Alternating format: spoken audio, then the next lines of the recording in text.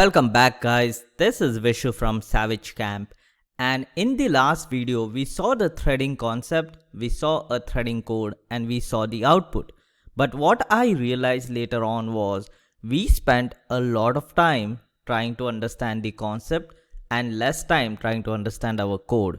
So what happened is I showed you the threading concept, we saw this code and then we went directly to the output without analyzing this code. So in this video, I want to explain how this code works, and always remember these videos are for beginners if you're starting out. So this is not going to be your simple program. When I use threading in my programs, I will have a class for threading just to separate it and keep it like isolated. But in this case, we just have a simple program that calculates the area. Now I'm not storing this value because I'm not using it, but you can put it in any variable that you want. And I have this time.sleep just to pause the program.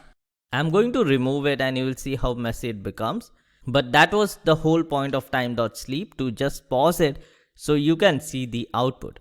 Now this is important. This my thread list is going to contain all our threads that the program is going to use. So if I do os.cpu count and I comment all of this, let's print this out, and you will see I have 12 cores. So this os.cpu count, I have 12 cores and each of these cores is going to handle a thread. So what this piece of code is doing is for I in range 12, which is 0 to 11, it is going to print out this is thread I. So let's comment this out again and I will print this and you will see I have 11 threads. Now what I did next was my thread list, which is our list of all the threads. These 11 threads will have each one of these thread is going to get appended to this list.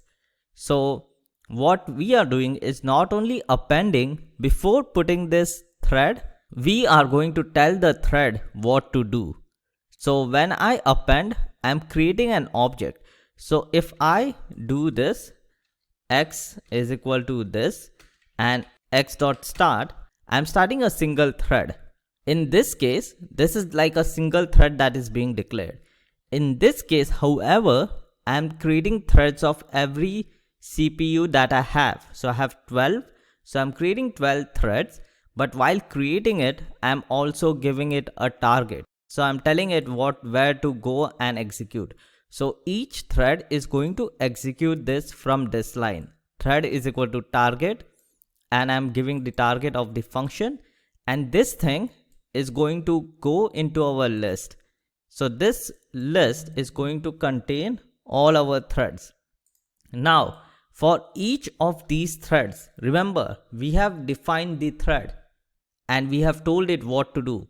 So each of these threads that we have in this list, we are going to start that thread and then we are going to join it. So join, basically what it does is there's a master thread and it is going to wait until all the child threads finish executing.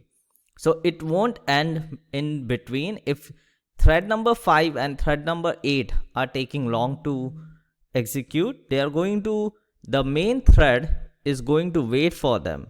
So that's the whole point of this. And basically that is all in this video. Like it's pretty basic because it's a beginner's video, but all we are doing is creating a function, assigning a thread to that function and running all of them from a list that we create over here. So that's it guys, pretty sweet example of threading. I hope you try to do this because now I removed the sleep module. Let's see how long. You can see how bad it is. Like it is running continuously.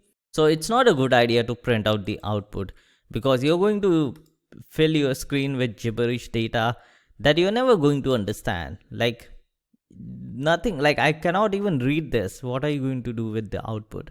So don't print out this output. It's meant to run in the background.